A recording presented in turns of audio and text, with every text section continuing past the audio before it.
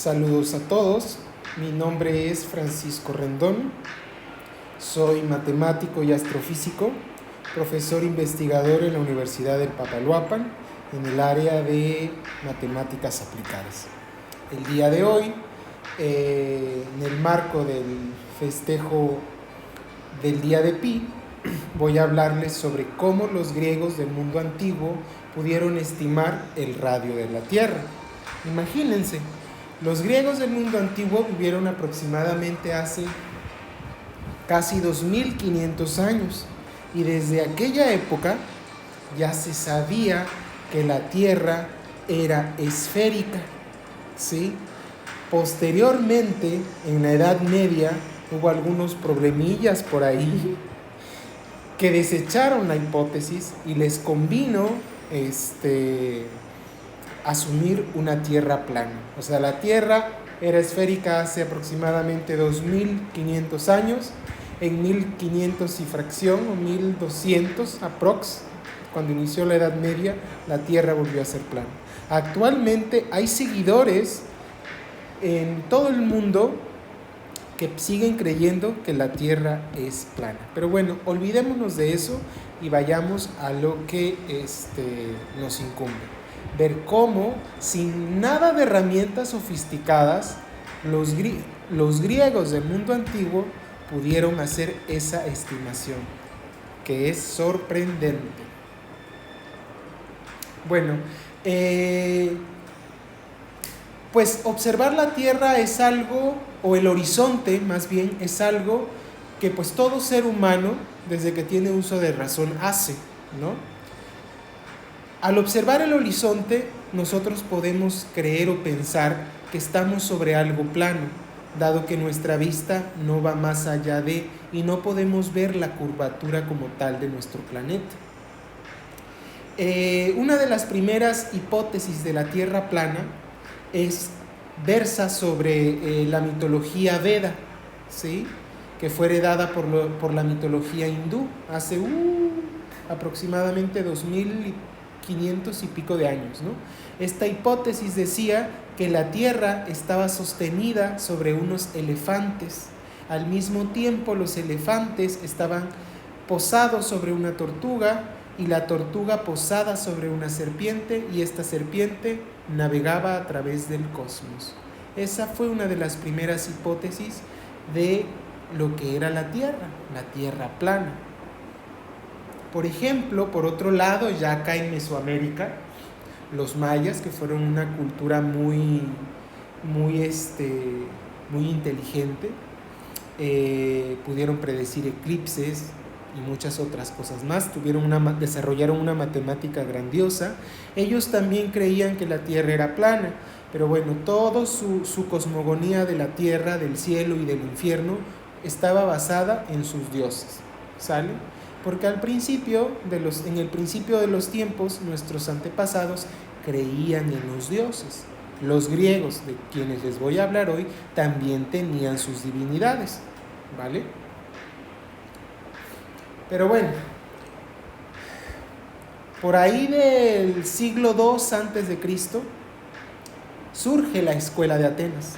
Surgen grandísimos pensadores que actualmente se llaman filósofos, que de alguna manera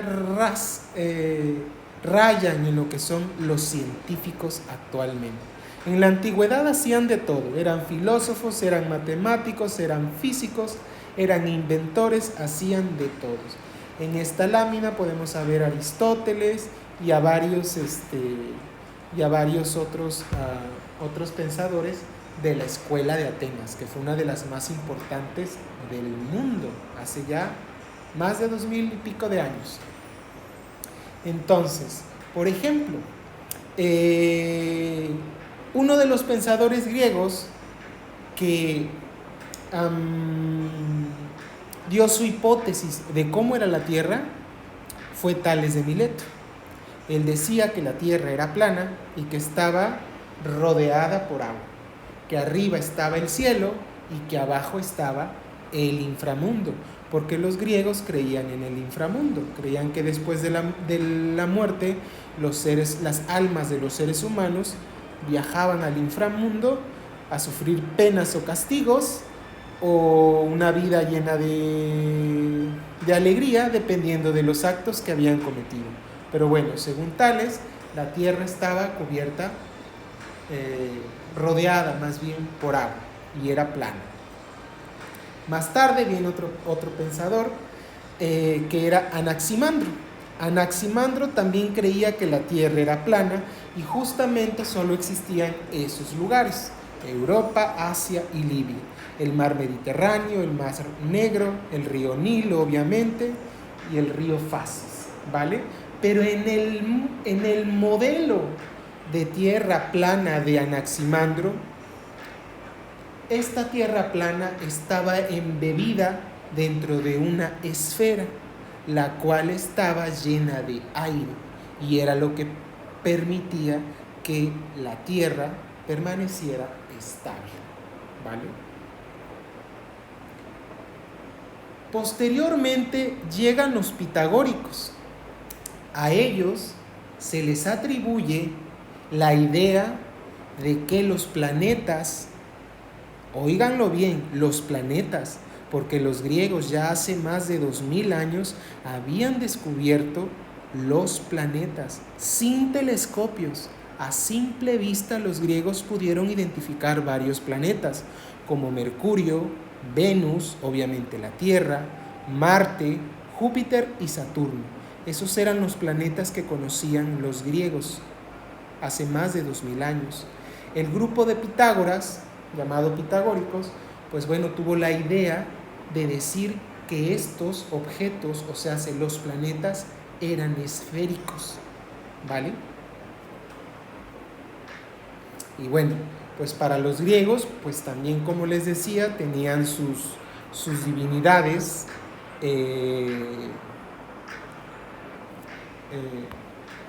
sus dioses principales, por ejemplo, el dios Zeus, el dios todopoderoso, Poseidón, el dios del mar, de las aguas, y Hades, el dios del inframundo, ¿no? Pero poco a poco estas ideas, o los pensadores, los filósofos, se fueron rebelando contra estas ideas de deidades, porque las deidades lo que hacían era asumir el papel de ciertos fenómenos naturales, ¿va? Pero poco a poco los pensadores griegos fueron rechazando esas ideas. Y bueno, llega el turno de Aristóteles. Básicamente Aristóteles fue uno de los grandes pensadores griegos de la época antigua. Él fue el que introdujo el primer modelo del sistema solar o del universo conocido en la época, ¿no? Él hablaba de un universo geocéntrico, donde la Tierra estaba en el centro, el Sol, la Luna y los demás planetas giraban en torno a la Tierra, pero todos eran esféricos, ¿sí? Porque ya él tenía la idea de una Tierra esférica. ¿Y cómo descubrió él, o qué lo llevó a pensar que la Tierra era esférica? Pues los eclipses, ¿sí? Los eclipses es una manera muy sencilla de darnos cuenta de que la Tierra es esférica. ¿Por qué? Porque bueno, un eclipse de luna, por ejemplo, ocurre cuando la Tierra, nuestro planeta, se interpone entre el Sol y la Luna, ¿sí? Entonces el disco terrestre hace su aparición, o la sombra del disco terrestre hace su aparición sobre el disco lunar. Entonces, hacer esas observaciones llevó a nuestro estimado Aristóteles, él es Aristóteles, a concluir que la Tierra era redonda, ¿sí? Y bueno, ahí está como él concebía el modelo que del cual yo les hablaba, ¿no? La Tierra geocéntrica en el centro, la Luna y el Sol y todos los demás planetas, Mercurio, Venus, Marte, Júpiter y Saturno, estaban orbitando la Tierra. La Tierra era el centro de todo. Este es el modelo geocéntrico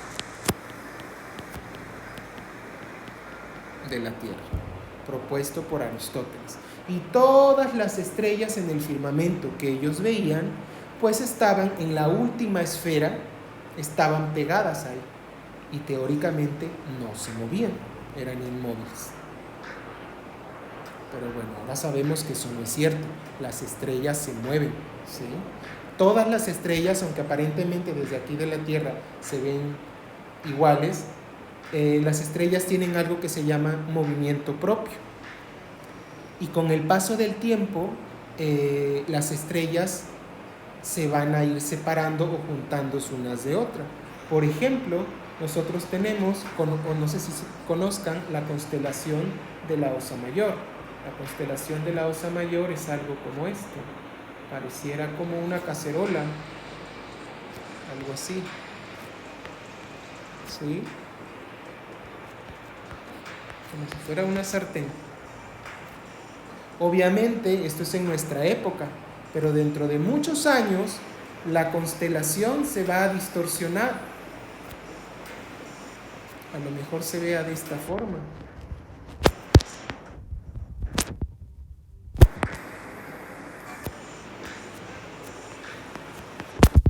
¿Sí?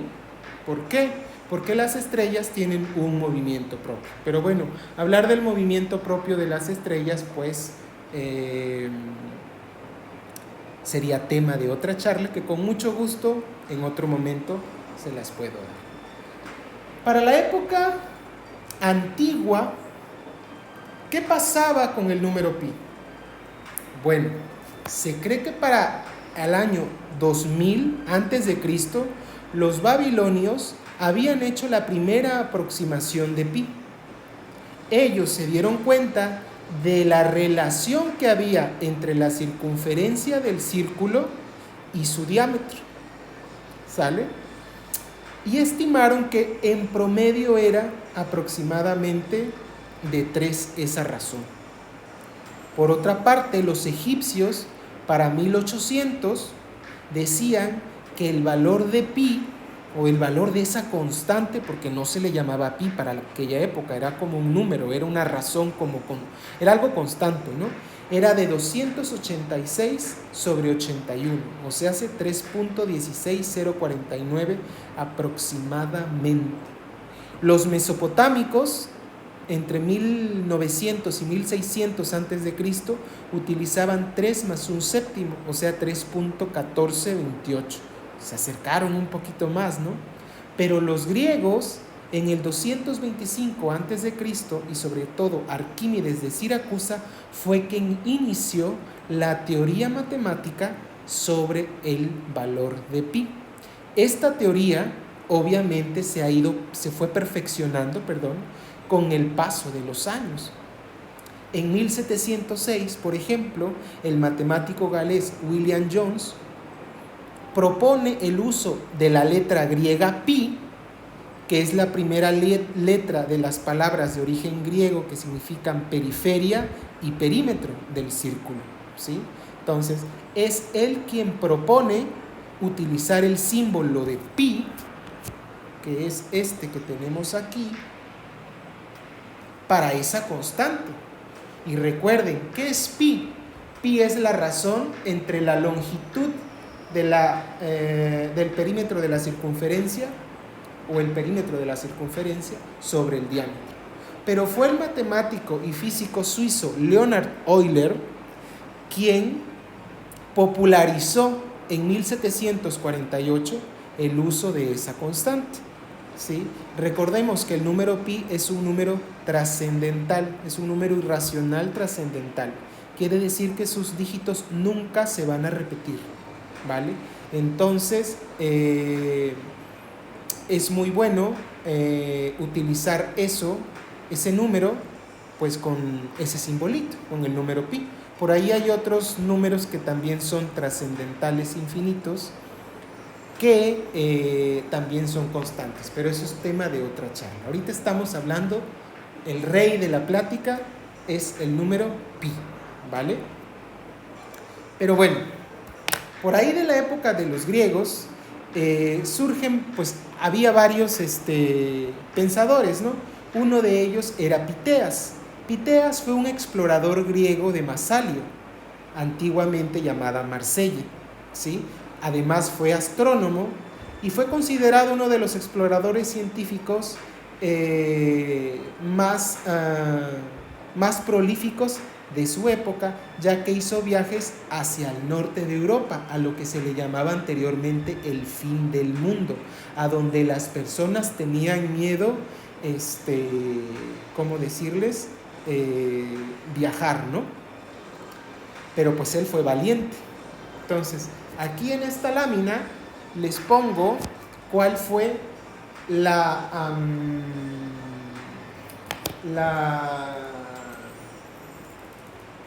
pues la geometría que utilizó Piteas para realizar una estimación del radio de la Tierra, ¿vale? Entonces, ¿cómo lo hizo? Pues lo hizo de la siguiente manera. Él mandó a colocar 2 estacas, una en Marsella, ¿sí? Esta es una estaca, bueno, vamos a pintarla con otro color, un color cafecito por acá. Una en Marsella, colocó una estaca, y otra estaca la colocó en otra ciudad o lugar que se llamaba Cabo Orcas, ¿sí? Entonces,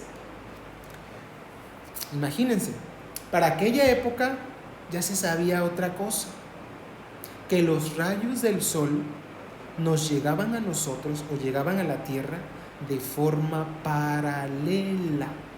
¿Por qué?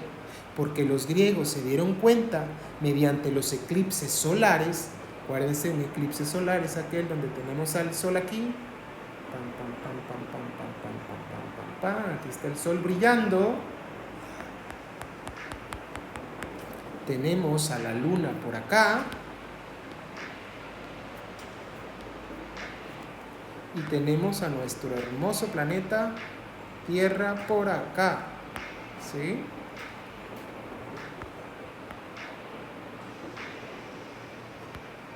Entonces, mediante los eclipses solares, pues ustedes saben que perfectamente el disco solar es básicamente obstruido por el disco lunar, ¿sí? Y es por eso que nos quedamos sin luz, ¿vale? Es la luna la que estamos viendo, se puede ver la corona del sol y muchos fenómenos astronómicos se pueden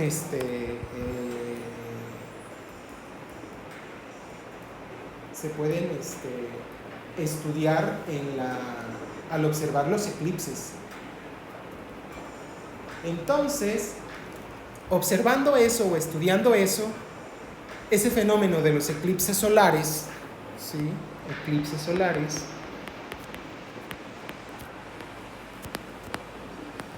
pues los griegos se dieron cuenta sobre los tamaños, ¿sí? Pudieron también estimar el tamaño del disco lunar, el tamaño del disco solar, y obviamente supusieron que era debido a la distancia, porque por ahí otros griegos hicieron estimaciones de distancias, imagínense, supusieron que el Sol era demasiado grande y por lo tanto nos llegaban los rayos de manera paralela. Entonces, esta línea que está aquí, que vamos a llamar L1, son los rayos solares, ¿sí? Que vamos a prolongar de cierta manera, ¿sale? Todos los rayos solares nos llegan de manera paralela. Pero obviamente solo vamos a necesitar a esta L1 y a esta L2. ¿Por qué? Porque son los que coinciden con las estacas, ¿vale? Entonces, Piteas se dio cuenta de varias cosillas. La primera de ellas, que Por ejemplo, el rayo solar con la estaca que estaba clavada en Cabo Orcas formaba un ángulo de 58 grados, ¿sí? Mientras que la estaca que estaba en Marsella, junto con el rayo solar que atravesaba por esa parte, por esa zona, formaba un ángulo de 43 grados.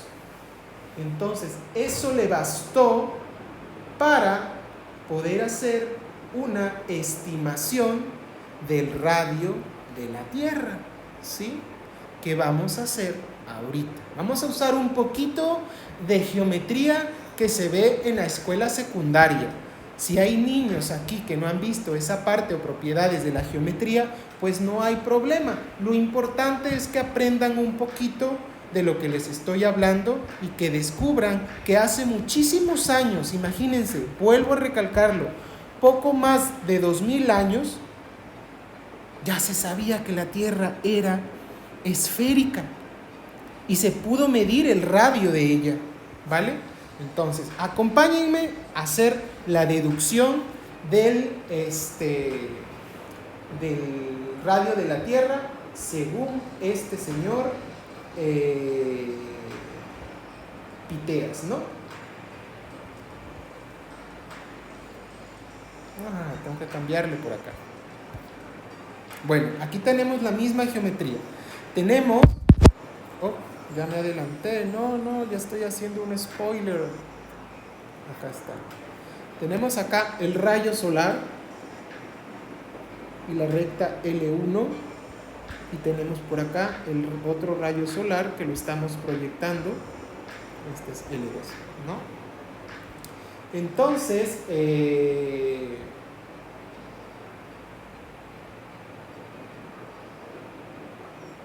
para aquella época, los griegos ya sabían mucho sobre el círculo, ¿sí?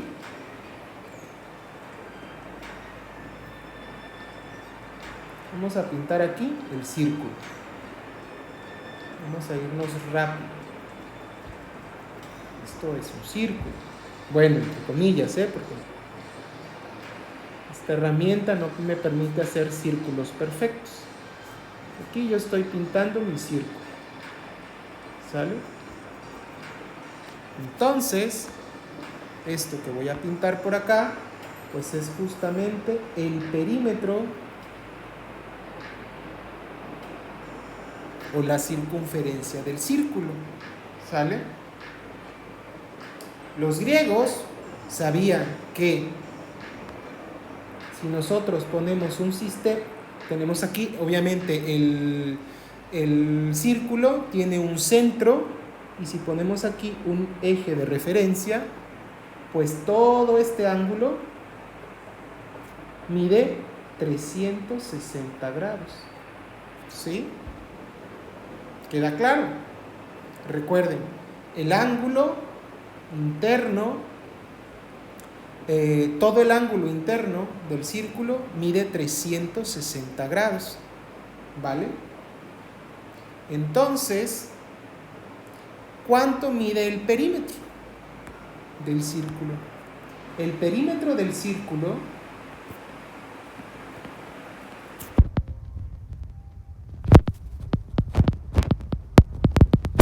vamos a ponerlo como P, que es igual a 2 pi.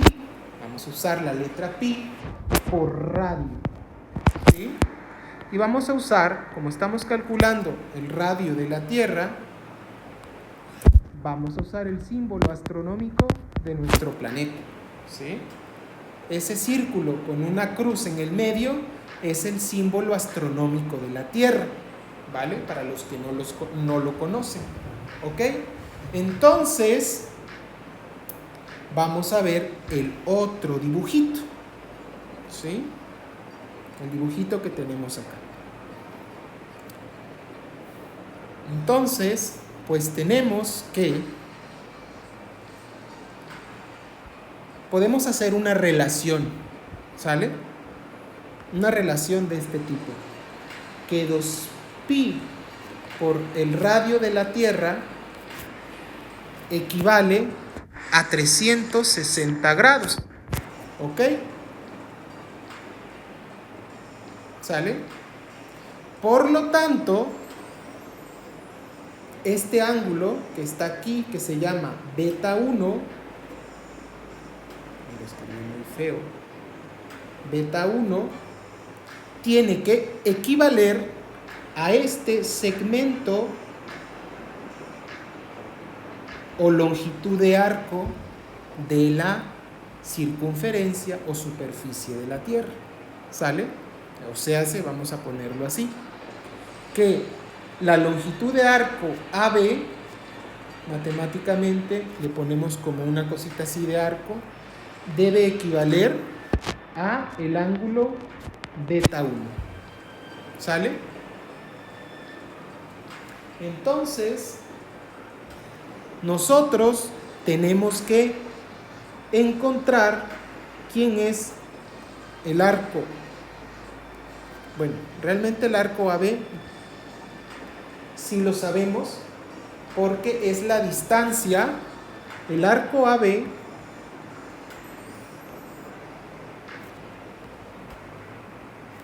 es la distancia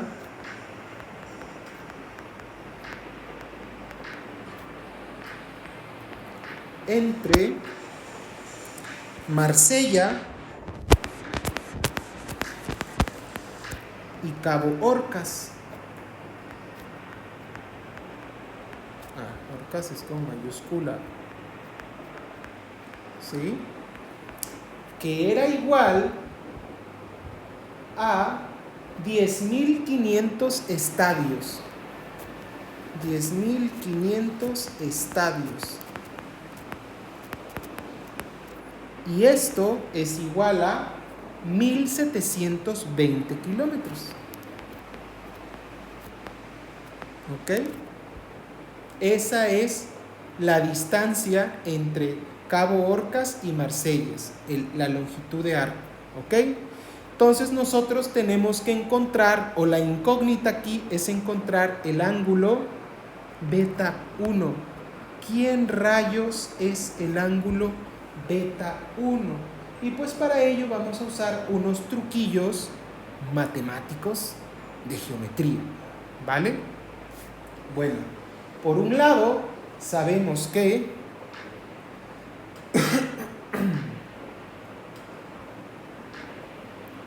tenemos dos cosas.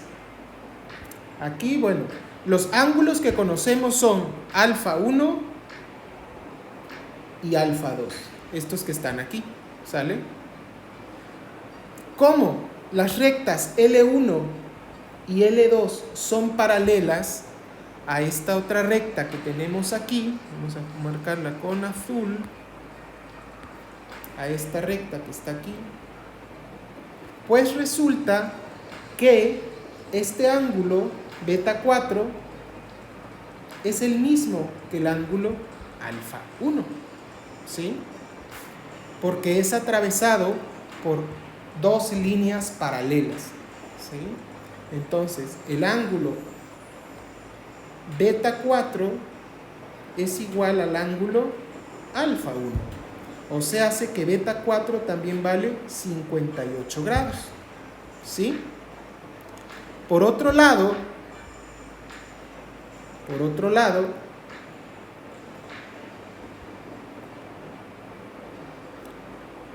el ángulo beta 4 más, vamos a hacerlo en orden, el ángulo beta 2 más el ángulo beta 4 suman 180 grados, ¿sí? Esa es otra ley de la geometría.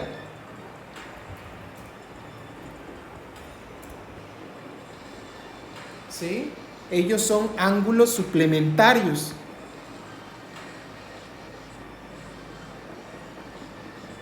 Ángulos suplementarios. Los ángulos suplementarios suman 180 grados. ¿Vale? Entonces, esto implica o produce que beta 2 es igual a 180 grados menos beta 4. ¿Sale? Esto implica entonces que beta 2 es igual a 180 grados menos 58 grados. ¿Por qué? Porque recordemos que beta 4 lo encontramos acá. ¿Sí? Beta 4 mide 58 grados. Eso quiere decir que el ángulo beta 2 mide 122 grados. Por lo tanto,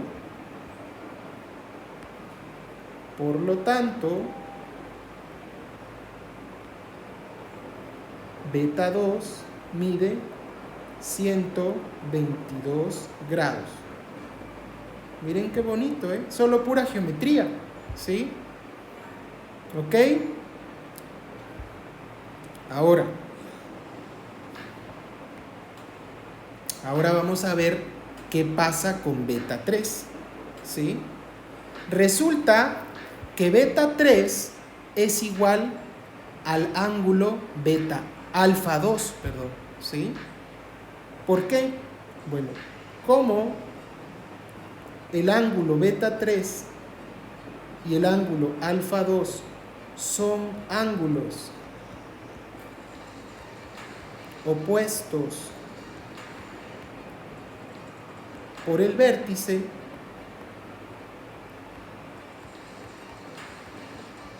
entonces esos ángulos son iguales. Beta 3 es igual a alfa 2 y eso es igual a 43 grados.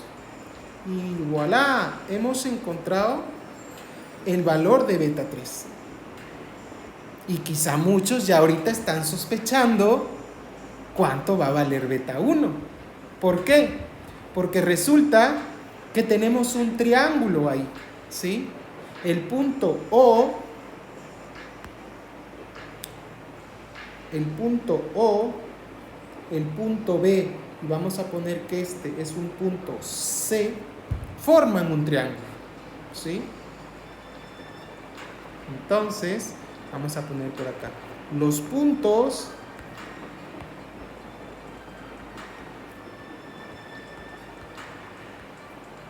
O, B y C forman un triángulo.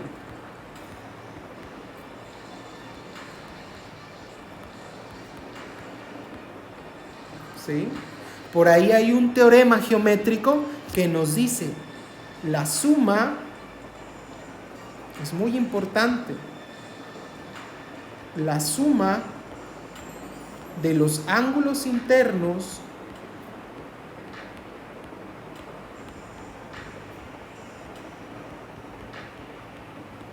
de un triángulo, de cualquier triángulo, ya sea isósceles, equilátero o escaleno,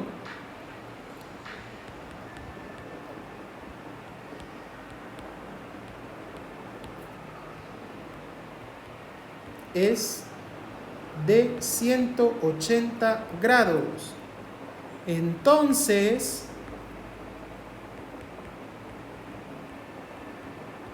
pues resulta que beta 1 más beta 2 más beta 3 debe de ser igual a 180 grados, porque ellos son los ángulos internos del triángulo, ¿sí? Entonces, esto implica que beta 1 es igual a 180 grados menos beta 2 menos beta 3. O sea, hace que esto es igual a 180 grados menos 122 grados menos 43 grados. ¿Sí? Así. Por acá. Entonces, así, beta 3 es igual a... No, perdón. Era beta 1. Ya estoy yo divagando. Beta 1 es igual a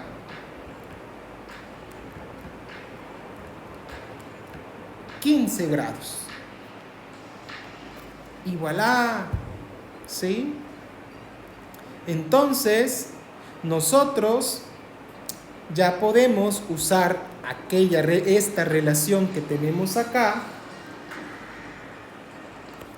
¿sí? Y podemos hacer una sustitución, ¿sale? Podemos borrar esto, lo borramos. Bueno, lo voy a dejar ahí, pero ahora voy a reescribirlo, sus valores. Sabemos que el arco AB mide 1720 kilómetros, 1720 kilómetros, y que el ángulo beta 1 mide 15 grados. ¿Ok? Entonces, pues podemos hacer una regla de 3. Así de fácil, ¿sí?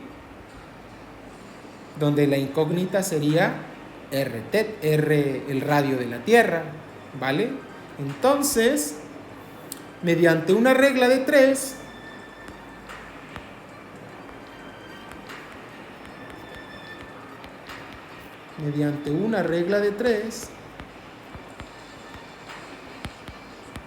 tenemos que 2pi por el radio de la Tierra debe de ser igual a 1720 kilómetros por 360 grados sobre 15 grados. Vamos a borrar el signo de igual porque está muy arriba.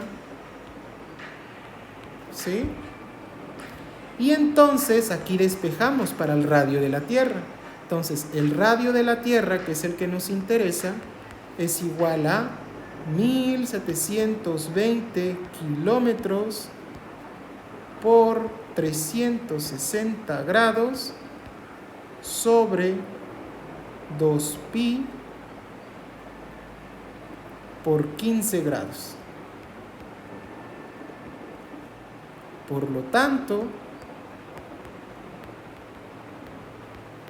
obtenemos que el radio de la Tierra, haciendo esos cálculos, son 1720 por 360 entre 2pi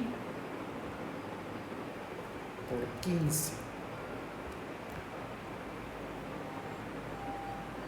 Serían 6.569.91,91 kilómetros. ¿Sí? Ese fue el valor aproximadamente que encontró Piteas cuando realizó la estimación del radio de la Tierra. ¿Vieron qué sencillo es o fue este procedimiento?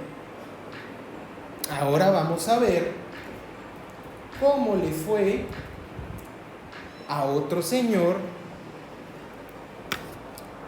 que se llama Eratóstenes.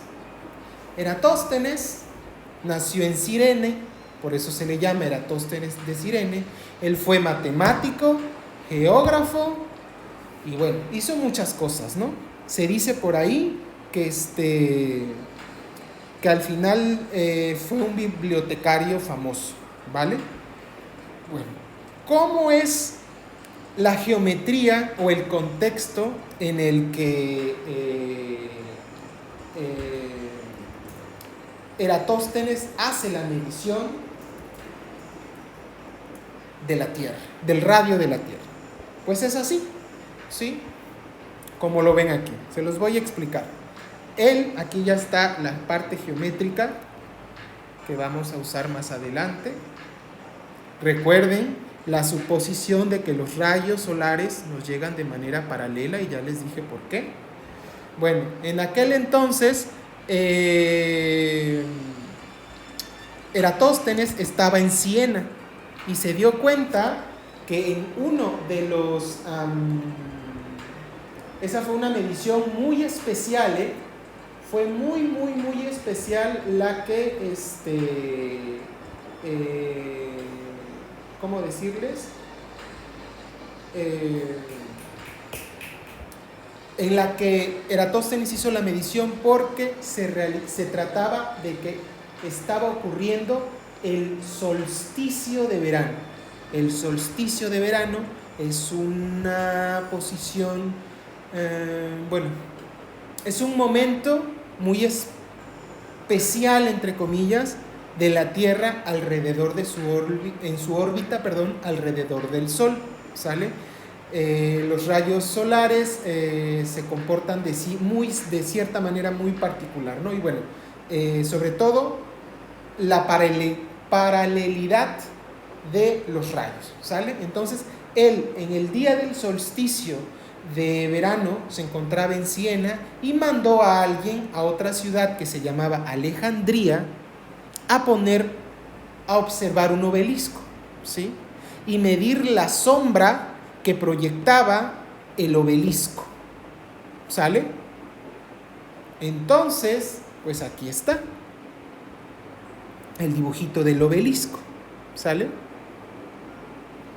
Y pues, por el teorema de Pitágoras, él pudo saber ciertas propiedades o cualidades de la sombra.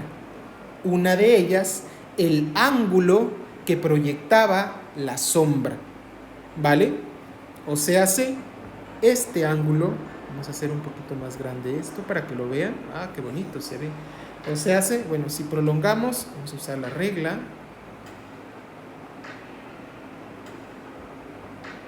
Como que no jala la regla. Ahí está la regla. Pues vamos a continuar. Oh, perdón. ¿Pero qué ha pasado? Vamos a continuar con el dibujo de la... Ahí está. Es que como tiene zoom. Ahí está, ¿no? Entonces, aquí tenemos que este es el ángulo alfa que está por acá arriba, ¿sí? Esa es prácticamente el ángulo de la sombra que estaba proyectando el obelisco en la ciudad de Alejandría. Y obviamente la sombra pues estaba reflejada aquí abajito, ¿sí? Y como es muy, muy chiquita, pues se puede aproximar como una línea. Y entonces ahí se utilizó el teorema de Pitágoras, se sabía la altura del obelisco, se midió la sombra y ¡pum! Con geometría y un poco de trigonometría, porque los griegos eran doctos en esas materias, geometría y trigonometría, pudieron encontrar el ángulo que formaba la sombra del obelisco, ¿sí? Y bueno, en aquel momento, en el solsticio, justamente uno de los rayos solares, vamos a ver con la regla, porque para eso está la regla, uno de los rayos solares, penetraba justamente sobre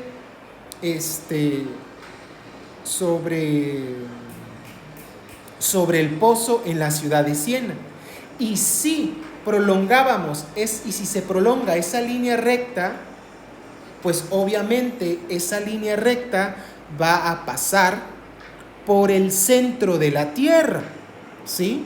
Por eso es que les digo que el solsticio era muy particular, porque básicamente permitía que el rayo solar que atravesaba por el pozo, al hacer una extensión del rayo solar, el rayo solar estaría cruzando por el centro de la Tierra, que está aquí, ¿sí?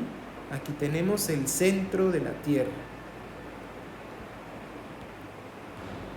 Centro de la Tierra. ¿Ok? ¿Sale? Bueno, ahí está un poquito de la geometría que utilizó Eratóstenes, ¿no? Recordemos que era un momento especial, era el solsticio de verano. Solsticio, le iba a poner que era el solsticio de invierno, pero no, era el solsticio de verano. ¿sí? Entonces, bueno, pues vamos a continuar con nuestros cálculos, ¿sale? Aquí de vuelta tenemos ya la imagen aquí lista para usarla, entonces voy a pintarla igual de amarillito, el rayito. Y acá tenemos el otro rayo que pasaba por la punta del obelisco, ¿vale? Y entonces a esos rayos son a los que yo voy a llamar L1 y L2, ¿vale? Aquí vamos a borrar esto, ¿ok? Y entonces, aquí es la prolongación, otra prolongación, ¿sale? Entonces, pues ya, ellos pudieron medir el ángulo de la sombra, que es alfa, la letra griega alfa, y bueno, hace rato también yo les aplicamos el mismo concepto geométrico, ¿no? Si tenemos una línea que está cortando dos líneas paralelas, esta línea roja, pues resulta que este ángulo que está aquí es el mismo ángulo que está acá, ¿sí? Eratóstenes, como les dije, utilizando el teorema de Pitágoras y utilizando trigonometría y muchas cosillas más, logró medir que ese ángulo mide 7, voy a seleccionar uno más grande, que este ángulo alfa mide 7,2 grados, ¿sí? Ese es el ángulo de la sombra proyectada por el obelisco, ¿vale? Y de vuelta, ¿sí? La misma lógica que utilizó Piteas, ¿sí? Tenemos nuestro círculo,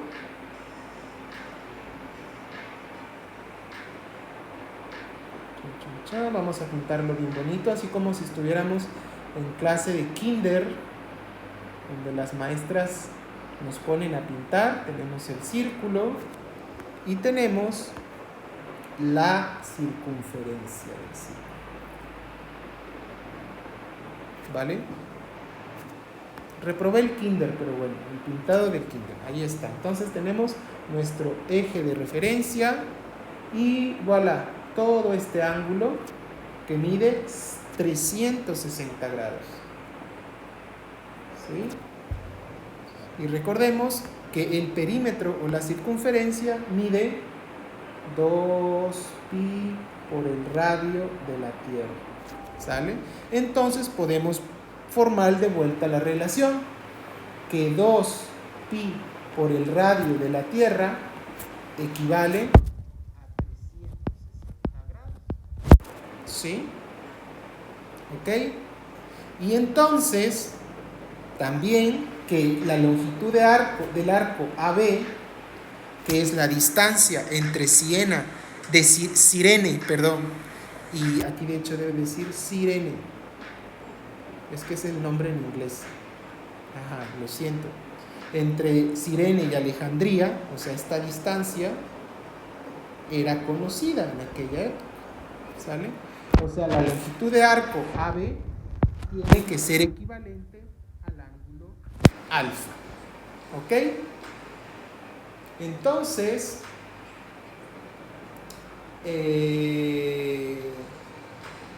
pues se sabía en aquel entonces que la distancia entre Alejandría y Cirene eran de 5.000 estadios, ¿sí? Esa distancia era de 5.000 estadios, o sea, hace 820 kilómetros. ¿Dale? Entonces, pues simplemente lo vamos a sustituir. El arco AB mide 820 kilómetros, que debe de ser equivalente a los 7.2 grados. ¿Va? Entonces, usando una regla de 3, es decir,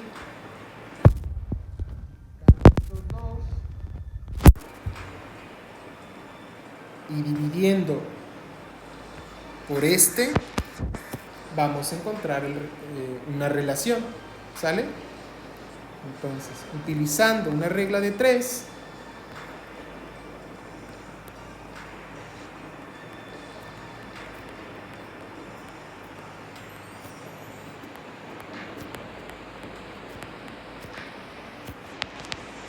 simple, pues tenemos que 2pi por el radio de la Tierra debe de ser igual a 820 kilómetros por 360 grados sobre 7.2 grados. ¿Sí? A nosotros solo nos interesa el radio de la Tierra, por lo que de vuelta hacemos un pequeño despeje.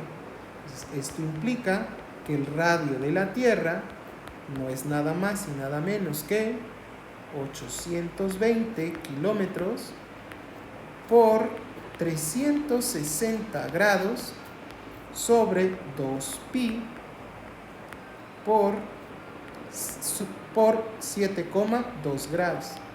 Aquí podemos darnos cuenta que obviamente se van a cancelar los grados con los grados. Al hacer esa operación, 820 por 360 entre 2pi por 7,2, eso nos da un valor de, por lo tanto,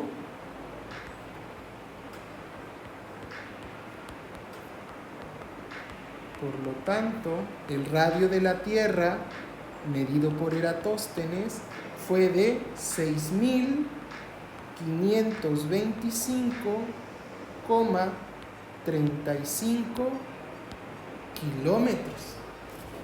¿Sí? Así de sencillo, muchachos y muchachas, niños y niñas, y todo el público que esté viendo esta pequeña charla. Ellos no utilizaron ningún telescopio gigantesco, ninguna cosa sofisticada, y pudieron hacer una estimación del radio de la Tierra, ¿sí? Bueno, quiero decirles, la Tierra no es perfectamente esférica, ¿sale? Tiene ahí una forma esferoidal, pero no es perfectamente esférica. Además, la Tierra, pues la podríamos ver algo como esto, más o menos. A ver, ¿qué color podemos usar? Un color grisáceo, ¿sí? Recordemos que tenemos el monte Everest, que es el más grande sobre la Tierra, ¿no? Y pues bueno, la Tierra puede realmente estar así, ¿no? Tener valles, cosas como esta, ¿no? Recordemos que pues nuestro planeta está cubierto por agua y eso le da como que cierta esfericidad, ¿no? Pero la Tierra no es perfectamente esférica, ¿sale? Es algo así, ¿sí?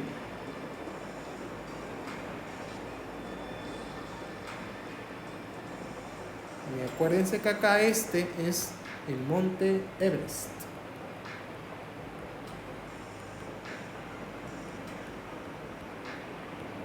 Por lo mismo, la gravedad es diferente en todas partes del mundo, ¿sí? Depende de la latitud en donde nos encontremos, de la altura donde nos encontremos. Pero hablar de la gravedad es otro rollo, ¿sale? Ahorita estamos hablando aquí del radio de la Tierra. Bueno, según los astrónomos, el radio de la Tierra, vamos a poner, según los astrónomos, o según la astrofísica, el radio promedio de la Tierra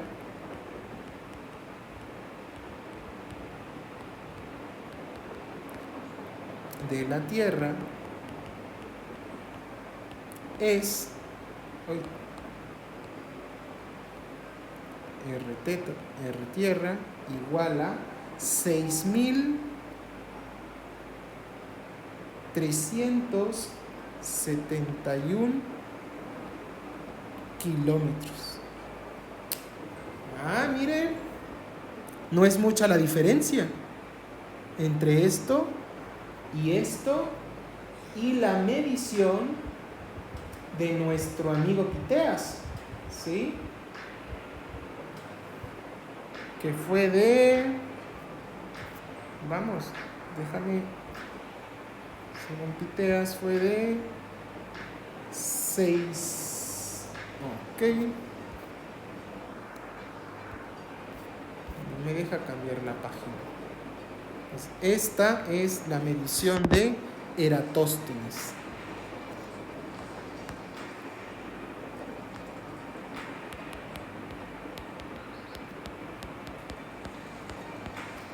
Y Piteas, pues fue de 6.569, perdón,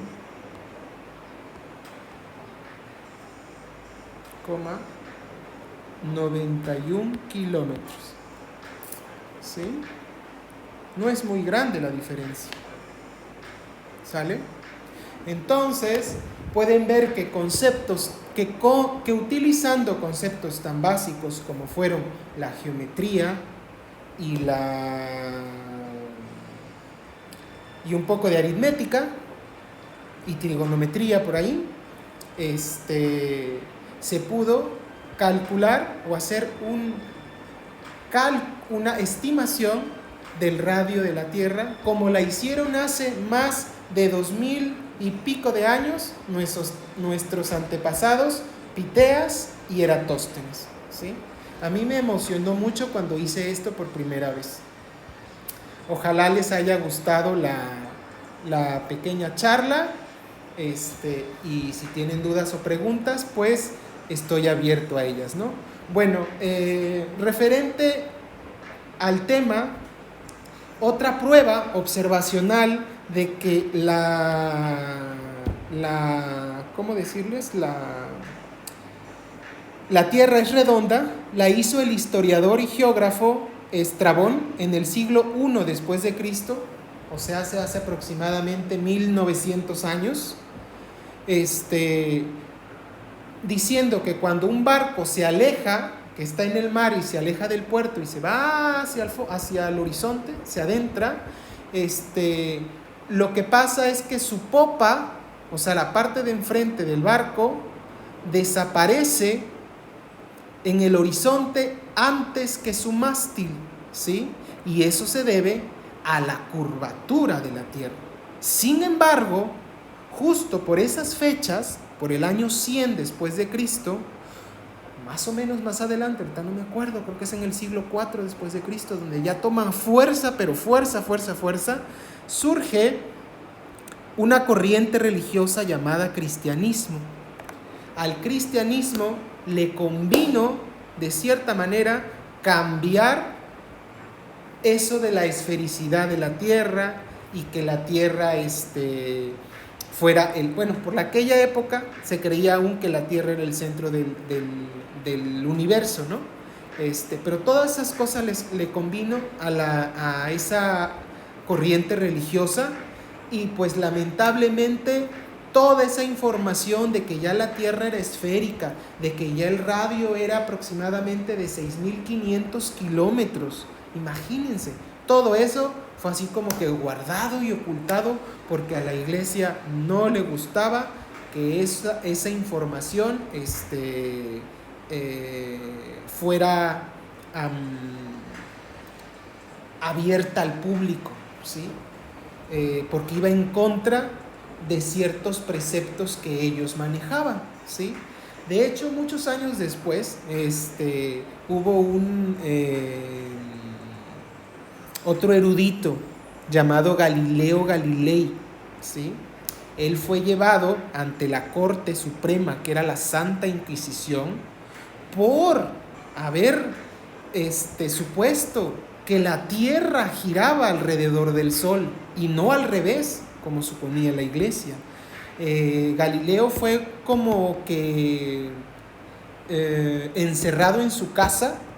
No lo mataron, porque usualmente la Inquisición lo que hacía era asesinar a los científicos. Los científicos hacían todo así oculto, todo con mucho miedo de ser descubiertos. A Galileo lo cacharon, entre comillas, pero él supo darle la vuelta a la hoja y al final se retractó, ¿sí? De esa, ¿cómo le dijeron que era? De esa blasfemia, de que cómo era posible que la Tierra girara alrededor del Sol. Era el Sol el que tenía que andar dándole vueltas a la Tierra. Pero se dice por ahí, hay un mito que dice que cuando Galileo salió del tribunal, iba él bajando las escaleras y dijo, y sin embargo se mueve, ¿sí? ¿Cómo era la frase en latín? Pur si move, si no mal recuerdo, ¿sí? Pero lo pueden buscar ahí en Google. Y sin embargo se mueve, diciéndolo de manera irónica, haciendo referencia a la Tierra, ¿sí? O sea que a él no le importaba que lo exiliaran o lo arraigaran, porque realmente lo que pasó fue que Galileo tuvo arraigo domiciliario, a eso que le llamamos actualmente arraigo domiciliario. Eso fue lo que tuvo Galileo, y pues a él le valió, ¿no? Él salió y dijo, y sin embargo se mueve, porque justamente como lo sabemos, la Tierra tiene un ciclo, una órbita alrededor del Sol, así como todos los demás planetas, ¿sí? Además, no sé si ustedes sepan, el propio Sol también tiene una órbita alrededor del núcleo galáctico, porque nosotros vivimos en una galaxia que se llama Vía Láctea, ¿sí? Las galaxias, todas las galaxias, hay varios tipos de galaxias, pero ese sería tema de otra charla que con mucho gusto se las doy en otro momento. Ya me estoy emocionando.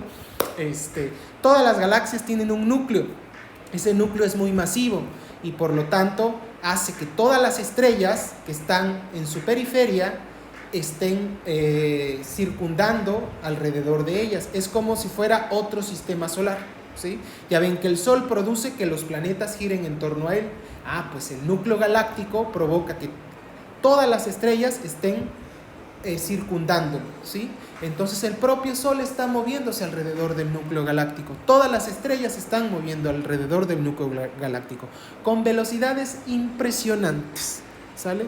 Pero les digo, eso es tema de otra charla. Espero, ya deteniendo esta charla que he tenido con todos ustedes, que les haya gustado, que les haya parecido interesante. Y pues de mi parte, déjenme ver. Sí, de mi parte eso es todo. Muchísimas gracias. Los dejo con esta frase de uno de mis científicos favoritos, Albert Einstein: nunca pierdas la santa curiosidad. La curiosidad, muchachos, muchachas, jóvenes, niños, niñas, todos los que estén viendo esto, es la que ha llevado al ser humano más allá de las estrellas, ¿sí? Es la que nos ha llevado a soñar, a creer, a hacer muchas cosas, ¿sí? Así que nunca pierdan la curiosidad. Siempre pregúntense por qué, el porqué de las cosas. Si les gusta la ciencia, ustedes mismos van a poder resolver algunas preguntas relacionadas con el ámbito científico al que les gustaría estudiar. Por ejemplo, yo soy astrofísico, ya se los dije, y hace algunos meses gradué a un estudiante de licenciatura con el tema de la estimación de la edad del universo. Pudimos medir, usando muchas ecuaciones, muchas ecuaciones, la edad del universo, ¿sí? Imagínense, poder estudiar con puros números qué tan viejito es el universo, es fantástico. Y es lo que realmente a muchos científicos, me incluyo yo, me apasiona y me gusta. Y bueno, pues ya, me voy porque yo hablo mucho. Bueno, cualquier cosa que quieran saber sobre astronomía, me pueden escribir con toda confianza a mi correo personal, porque es el que más reviso, está en mi celular, está en mi tableta. Entonces mi correo institucional pues tengo que entrar a la compu y pues como que me da más flojera, ¿no? No le vayan a decir eso a mis jefes de que me da flojera, por favor. U omitamos esto en la charla. Mi correo personal es rendon.frn@gmail.com.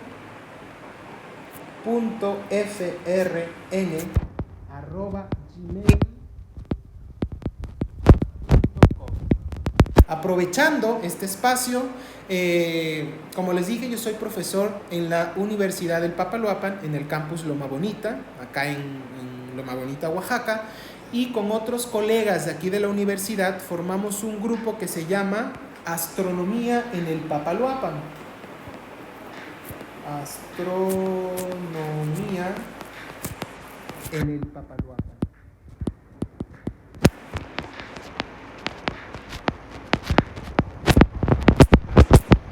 ¿Sí? Nos pueden buscar con ese nombre en el Facebook. Tenemos nuestro grupo de Facebook. ¿Sí? Nos pueden buscar y se pueden volver nuestros seguidores. Pues ahí a veces damos ciertos cursos o algunas cosillas por ahí importantes. Más adelante, dependiendo de cómo vaya cambiando esto de la pandemia, que ojalá ya termine, porque llevo encerrado casi un año desde que comenzó la pandemia y no puedo salir a ningún lado, y yo soy una persona muy callejera. Pues podemos tener actividades de observación aquí en la universidad. Están por llegarnos unos super telescopios bien padres con los que podemos observar objetos de cielo profundo, es decir, objetos astronómicos que están muy, muy, muy, muy lejos. Por ejemplo, como galaxias, nebulosas planetarias, cosas que están muy, muy lejos, y sobre todo uno de los objetos más bellos que se pueden ver, la Luna. ¿Sí? Imagínense ver los cráteres de la Luna como si uno estuviera ahí, como cuando uno está ahí platicando con su amigo o su amiga, que uno casi le ve los poros de la nariz o de la piel o los vellos faciales. Así uno puede ver a través de esos telescopios los cráteres de la Luna, se pueden ver los anillos de Saturno, se pueden ver las franjas de las tormentas que hay en Júpiter, y bueno, muchísimas cosas padrísimas, ¿vale? Entonces, pues les hago esa invitación a seguirnos en nuestro grupo de Facebook. Y por otro lado, haciendo otro comercial, derivado de un proyecto de divulgación, nosotros desarrollamos acá una aplicación para dispositivos móviles, una aplicación que se llama Miteastrium.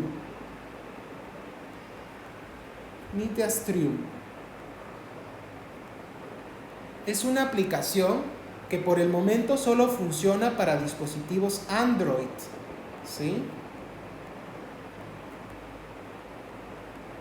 Versa sobre mitología griega. Si les gusta la mitología griega, a mí me encanta la mitología griega, por eso me volví astrónomo, porque cuando era pequeño, por ahí me encontré un libro de mitología griega y que hablaba de las constelaciones y de las estrellas, y a partir de ahí nació mi amor por la astronomía. Entonces, esta aplicación habla de mitos, y algo muy importante, es una aplicación multilingüe. Está en español, actualmente está en Mije, en Ayuk. Posteriormente se va a poner la traducción en otras 3 lenguas que se hablan en el estado de Oaxaca, como es el chinanteco, el mazateco y el zapoteco. Estamos casi a nada de hacer la actualización para poder subir los mitos en esos idiomas, y que las personas que hablan esas lenguas puedan leer en su propio idioma, que es algo muy padre. Porque, a ver, cuando uno va al cine, sobre todo cuando somos pequeños, no nos gusta ver películas en inglés o en japonés o en ruso. Nos gusta escucharlas y verlas en nuestra lengua materna, que en nuestro caso, bueno, en mi caso es el castellano o español. Pero entonces hay personas indígenas que tienen sus propios lenguajes y pues sería muy padre que ellos leyesen esa información en su propia lengua. Entonces están invitados ustedes a descargar esa aplicación, a escribirme, a unirse a nuestra página de Facebook, etc., ¿no? Agradezco por el espacio, espero no me haya extendido demasiado y pues muchísimas gracias por todo. Quedo a sus órdenes.